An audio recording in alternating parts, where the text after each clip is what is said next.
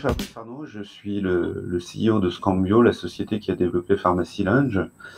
Et je voudrais vous souhaiter la bienvenue au sein de Pharmacy Lounge. Je suis ravi aujourd'hui d'accueillir bien la SFPO par l'intermédiaire de Jean-François Tournamy, son trésorier, et le CNIM avec Vincent Depras, son directeur général, qui vont vous présenter Oncotheriac. Juste vous dire un tout petit mot sur Pharmacy Lounge. Pharmacy Lounge, c'est effectivement créer des webinaires, mais ce n'est pas que ça. C'est un réseau social professionnel qui rassemble tout le corps pharmaceutique. C'est-à-dire que les pharmaciens d'officine et les pharmaciens hospitaliers vont pouvoir discuter au sein de Pharmacy Lounge. C'est un outil de décloisonnement.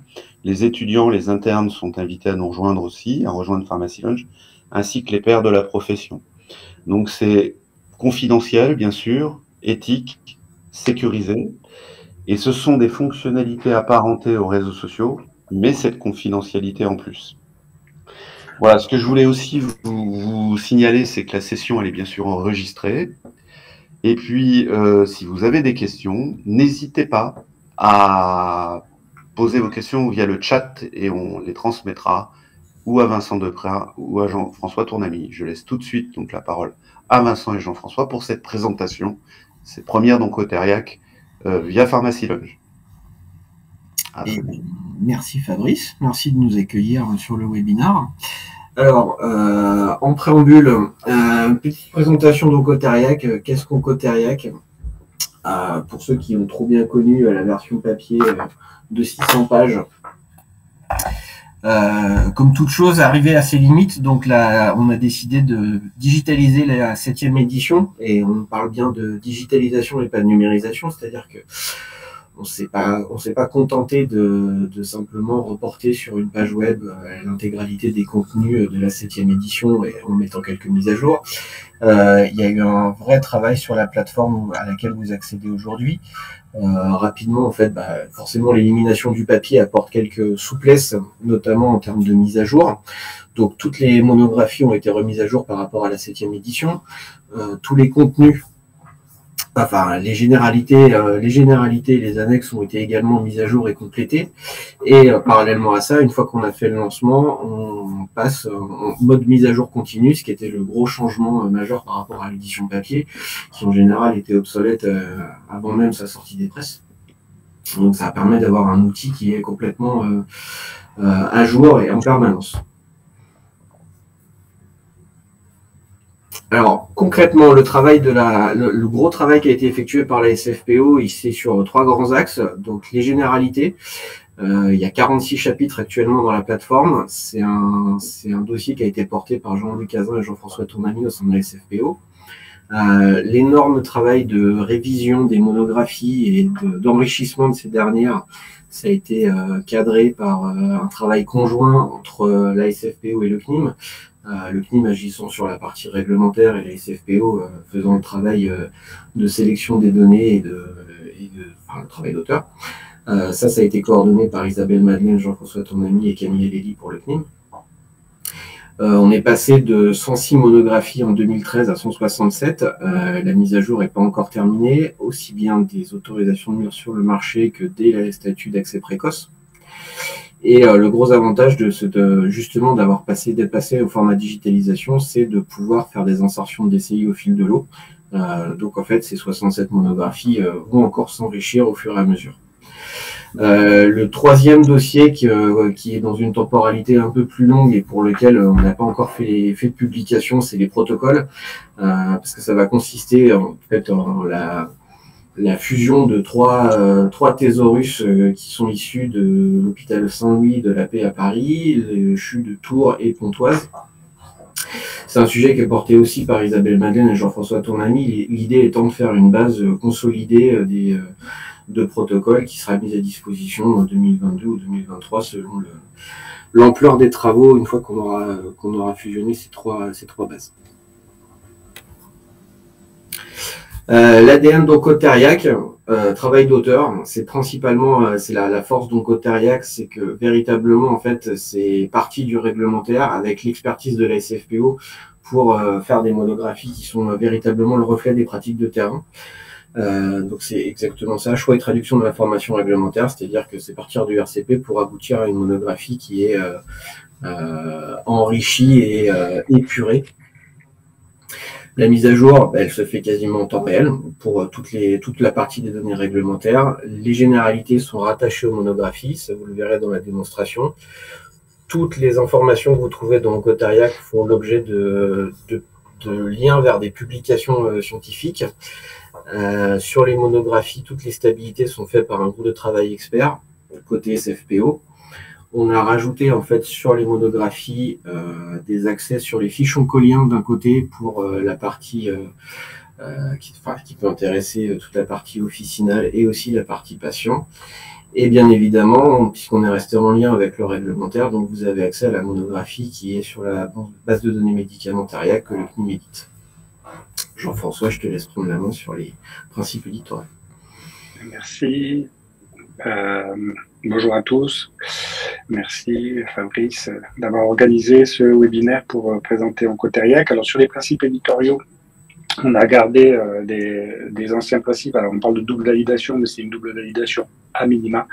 Vous verrez qu'il y a principalement un auteur et c'est relu par de nombreux auteurs, en particulier sur les sections de monographie qui sont spécialisées, comme justement les stabilités.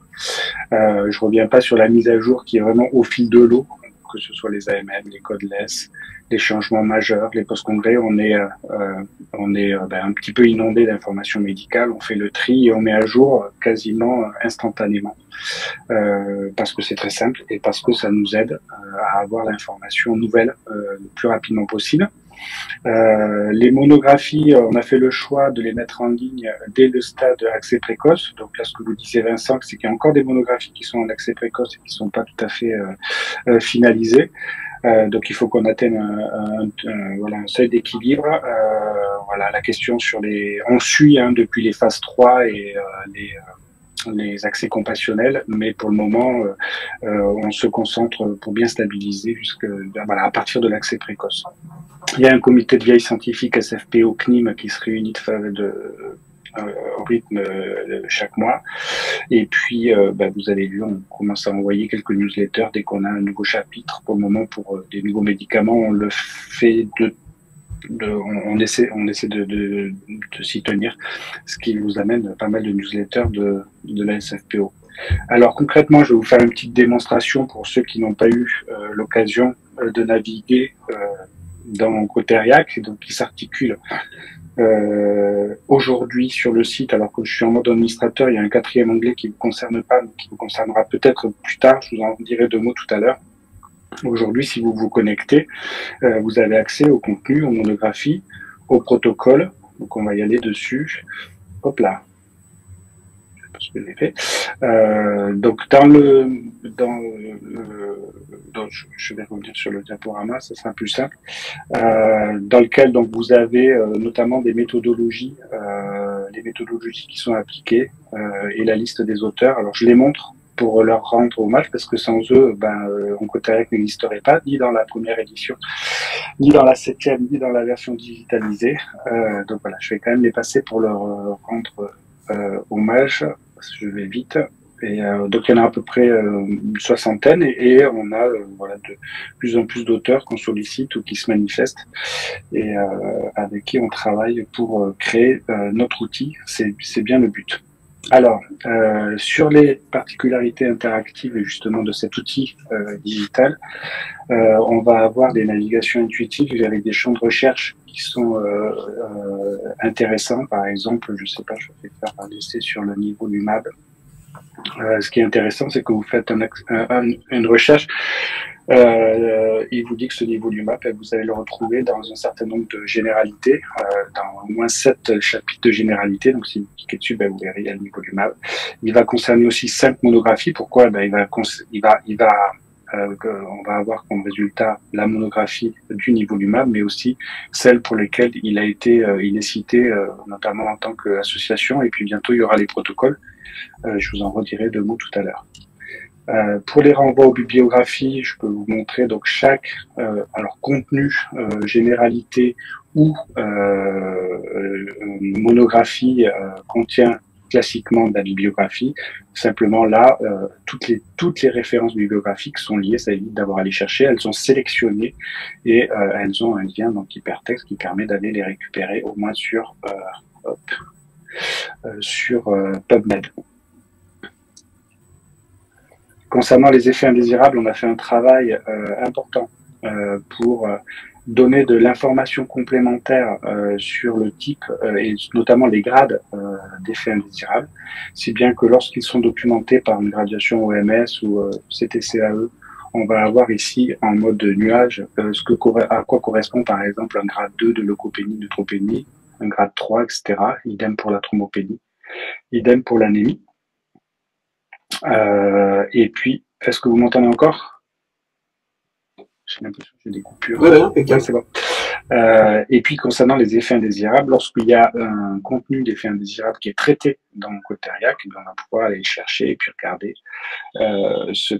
comment on gère des nausées, des vomissements. Donc, tout ça c'est déjà très, très alimenté et ça va venir se compléter au fur et à mesure avec des tas de chapitres et des tas de liens. Ce qui le rend interactif, intuitif et très utile. Donc les grades, je vous en ai parlé. On a implémenté, donc ça c'est une nouveauté par rapport à la 7e édition, tout ce qui est code LES. Donc vous avez dans les indications tous les codes LES qui sont à jour. Donc qui donnent les informations et puis ensuite le travail d'auteur qui est le réglementaire de l'AMM, mais pas que, qui est aussi tout ce qui est autres études hors AMM et les conditions d'utilisation s'il y a des tests compagnons, etc. Donc ça c'est un petit peu nouveau. Alors il y a aussi à chaque fois qu'on référence une molécule au niveau d'une monographie ou d'une généralité, vous avez la possibilité d'aller immédiatement dessus, donc ce qui permet aussi de rendre la navigation beaucoup plus fluide. Et ça évite de tourner beaucoup de pages. Si vous avez affaire à une forme orale, sur l'entête de la monographie concernée, vous avez un lien qui vous amène sur, je l'ai pas testé ce lien, c'est bon, qui vous amène sur les fiches professionnelles dans lesquelles vous connaissez bien le format, vous pouvez télécharger soit la fiche professionnelle, soit la fiche patient. Donc finalement, ça fait dans un ensemble cohérent. Il y a quelques nouvelles rubriques dans les monographies qui vous auront pas échappé. On a distingué le chapitre des extravasations où chaque molécule va avoir des conduites à tenir et sa classe de produits de produits dans la classification des produits extravasation, évidemment, ça renvoie sur le chapitre de l'extravasation. Vous allez retrouver tous les produits de classe 1, classe 2, classe 3, Vican, etc. Dans ou pas. Il y a des nouveaux chapitres, comme la pharmacocinétique, un chapitre qui a été réalisé par Florent Puisset et Christophe Bardin. Il y a évidemment des nouvelles tendances. Donc, on a implémenté un chapitre sur les immunothérapies, des toxicités immuno-induites.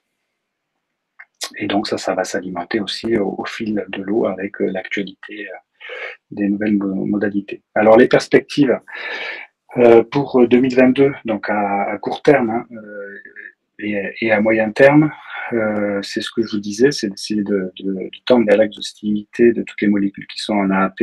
On rediscutera des accès compassionnels une fois qu'on aura fini ce chantier. Au niveau des protocoles, donc on a laissé l'onglet volontairement parce que sur ces protocoles, vous avez accès au PDF de la version précédente qui vous permet donc de retrouver ces protocoles. Et puis on a mis deux exemples pour vous dire voilà que le moteur existe, il suffit de l'implémenter, comme vous le disait Vincent, avec les trois bases, et la présentation sera vraisemblablement va se rapprocher de ce que vous aviez l'habitude de consulter sur le format de la 7e édition. Je vous parle un petit peu des algorithmes. Ah, il n'est pas d'accord. J'ai dû faire une mauvaise manip ce matin. Je ne vais pas pouvoir vous les montrer, je crois.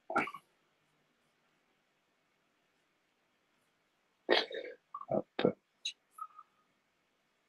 Ah non, ils n'y sont plus. C'est pas grave, je vais vous en parler comme ça. Donc les algorithmes, pour ceux qui ont vu un petit peu l'actualité, ce sont des règles d'utilisation de ces produits, justement, de la gestion des effets secondaires, des interactions médicamenteuses et d'utilisation ou pas et de précaution d'utilisation dans certains contextes physiopathologiques. Donc tout ça va alimenter un moteur qui s'appelle OncoRules, qui sera consultable. Donc vraisemblablement, en tout cas pour la partie oncologie, cancérologie, sera consultable, sera une brique supplémentaire d'Oncotheriac, et probablement intégrera des outils qui nécessitent donc d'avoir, alors par exemple sur les effets secondaires, c'est très simple, ce sont des conditions qui sont réunies pour donner un avis, donner une alerte médicale ou donner des conduites à tenir sur des règles hygiéno-diététiques, etc. Et donc on peut, grâce à ces algorithmes, on peut croiser tous les éléments d'une monographie, que ça concerne la gestion des effets secondaires, des interactions médicamenteuses de classe ou molécule à molécule, dans certains contextes physiopathologiques, exacerbés ou pas. Et donc je pense, voilà, on pense que ça sera très utile. Ça c'est un gros chantier qui est en cours. Donc voilà les deux gros chantiers 2022 qui sont associés à Oncotheriac. Peut-être Vincent, je te laisse reprendre la main sur les modalités d'abonnement. Hop, avec le micro c'est mieux. Ouais, pas de souci. Pardon, Fabrice, je me permets de couper un petit peu parce qu'il y a une petite question et j'ai peur qu'on la perde et que ça n'aille pas dans le fil de la discussion, de votre présentation. Il y a Bastien qui demande si les chapitres sur les prémédications, est-ce qu'on les a, alors, sur les, vous voulez dire dans les protocoles? C'est pas précisé, mais je suppose que ça doit être ça. Alors, si ce sont, alors, alors on est ouvert à toutes les suggestions sur des prémédications comme par exemple les antiémétiques, ça c'est traité dans un chapitre. Les hydratations, on pourrait en parler. Les prémédications spécifiques à certaines DCI sont traitées dans les monographies, évidemment. En revanche, dans les protocoles, on intégrera les prémédications, oui, tout à fait. Si je réponds à la question, je pense pas qu'on intègre les hydratations, par contre. C'est trop fluctuant d'un centre à l'autre. Il y aura les précautions par rapport à une hydratation particulière, avec l'utilisation des protocoles à base de platine ou autre, mais il y aura pas, on mettra peut-être pas, on mettra pas le détail des hydratations. Ce sont des informations que on va récupérer. On s'est posé la question. On va les récupérer des trois bases, mais c'est pas, voilà, il y a trop d'hétérogénéité dans la gestion des hydratations. Mais par contre, les prémédications standards, elles seront dans les protocoles. Bastien te remercie, Jean-François. Donc, ta réponse est parfaite. Et donc pour les modalités d'abonnement, donc aujourd'hui vous pouvez faire une demande sur le site Oncotheriac en remplissant le formulaire que vous voyez à droite sur la slide qui demande nom, prénom, adresse mail, votre établissement et éventuellement si vous êtes un établissement de soins, le nombre de poches de chimio que vous traitez à l'année. Une fois que cette demande d'abonnement nous parvient sur la plateforme, on vous ouvre un accès gratuit pour 1 mois et on vous envoie un devis. Après, sur la formule d'abonnement qui est aussi dans le formulaire, il y a l'accès à l'extranet seul, qui est donc uniquement l'accès à la plateforme que vous a montré Jean-François. Et il y a un interfaçage avec le logiciel Chimio de Computer Engineering qui vous permet en fait d'accéder à la fiche monographie directement dans Chimio. Alors sur ça, je vais peut-être te laisser expliciter la slide. Alors, c'est juste un appel contextuel qui, là, vous voyez, j'ai fait une copie de la bléomycine. Pour ceux qui ont l'habitude d'aller sur Stabilis et sur des stabilités, voilà, là, on va appeler la monographie de la bléomycine, ce qui renvoie, alors, précisément sur la béomycine, là, lorsqu'on va cliquer sur ce bouton-là, mais qui n'empêche pas après d'aller naviguer dans tout Oncotériac. C'est bien le but. De toute façon, quand on est dans la monographie, il y a tellement de liens que vous serez amené à aller naviguer dans les autres contenus. Et je ne sais pas si je l'ai dit, c'est qu'à partir de la version 6.0. On a pas mal de questions là-dessus.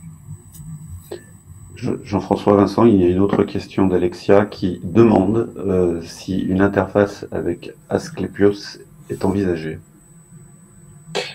Alors, on a un cahier des charges techniques. Pour le moment, on n'a pas été contacté par les éditeurs. Donc, c'est plutôt, je vous invite à leur demander pour savoir comment est-ce qu'on peut organiser un accès équivalent. Alexia nous signale qu'elle va leur demander. Très bien. Et elle te remercie. Alors, on ne peut pas s'empêcher de vous montrer le petit film pour conclure. Merci pour votre écoute. Si vous avez la moindre question, alors surtout les suggestions, on reçoit beaucoup de mails, on va dire, d'organisation autour de. On a beaucoup de demandes autour. Enfin, on sent l'intérêt de l'outil depuis sa mise en ligne. On a beaucoup de demandes techniques, évidemment, comment accéder à Oncotériac, etc. Sur le contenu scientifique, j'en profite là de l'occasion pour vous dire que c'est pas seulement s'il y a des petites erreurs j'ai vu là notamment des petites erreurs d'orthographe, des choses comme ça change rien, mais si vous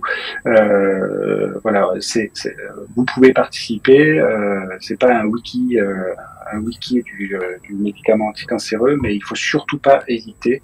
Toutes les remarques seront traitées et font l'objet d'analyse justement par le comité scientifique et donc on sera très heureux de recueillir un maximum d'informations et de retours du terrain si jamais il y a des petites erreurs ou des choses complémentaires à ajouter parce que il se trouve que ça vous plairait d'avoir telle ou telle rubrique, etc. Donc surtout n'hésitez pas. Jean-François, on peut prendre une dernière question de Christophe Burtin. Bien sûr. Est-ce qu'en fonction du produit, pour une même DCI, il peut exister des différences de stabilité gérées par Teriac? Dans les fiches, dans les monographies, on a des tableaux récapitulatifs. Hop, je vais vous montrer. Je ne sais pas si Christophe il a une DCI en tête. Je vais vous montrer là la dernière parce qu'il y a Ben Agustine qui est partie et je sais plus, je crois qu'elle est en ligne. Il se trouve que c'est toutes les mêmes. Mais si jamais on avait des stabilités différentes, donc on a les stabilités réglementaires avec les recommandations du laboratoire avant et après dilution, donc qui suivant les laboratoires peuvent différer. C'est pas le cas là, mais ça pourrait. Il y a des monographies, mais je l'ai pas en tête là où c'est le cas. Donc je vous invite à vérifier que ça a bien été, que vous vous y retrouvez, qu'il n'y ait pas d'erreur surtout. Et ensuite, s'il y a des appréciations vraiment substantielles pour lesquelles la SFPO a fait des choix ou a fait d'autres études de stabilité, y compris si elles concernent une spécialité et pas l'autre, ça sera précisé dans la rubrique des recommandations de stabilité de la SFPO. Okay. Il y a encore deux petites questions. Il n'y a pas de problème, on est là pour ça. Voilà, donc Magdalena demande dans le devis, il y a l'interface à chimio, point d'interrogation, ou demande à leur faire à part. Voilà. C'est dans le formulaire. Dans le formulaire, il y a l'option à choisir, soit c'est extranet sol, soit c'est extranet interface et chimio. Et pour avoir un peu plus de précision, Christophe demande azacitidine, qu'est-ce qu'il en est? Eh bien, on va aller voir tout de suite.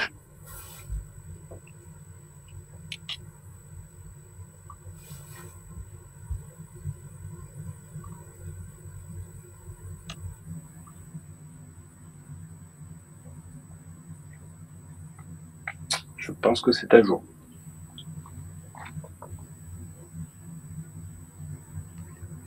Okay. Bon, merci Jean-François. Je pense qu'on va arrêter les questions maintenant, puisque à moins qu'il y en ait une dernière, on peut encore en prendre une dernière. On va parler remerciements par rapport à tes réponses. Je crois que le flux de questions s'arrête. Donc je te propose d'envoyer le film. Allez. Puis on peut reprendre 2 ou 3 questions après. On peut reprendre 2 ou 3 questions après. Je vais pas le mettre dans mon...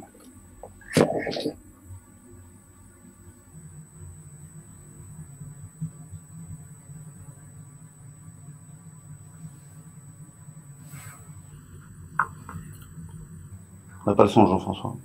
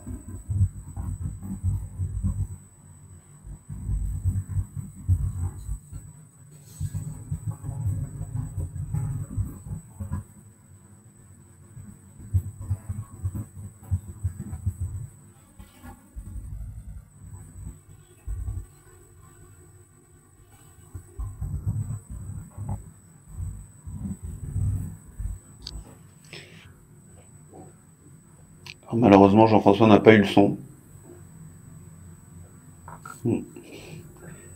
Mais voilà,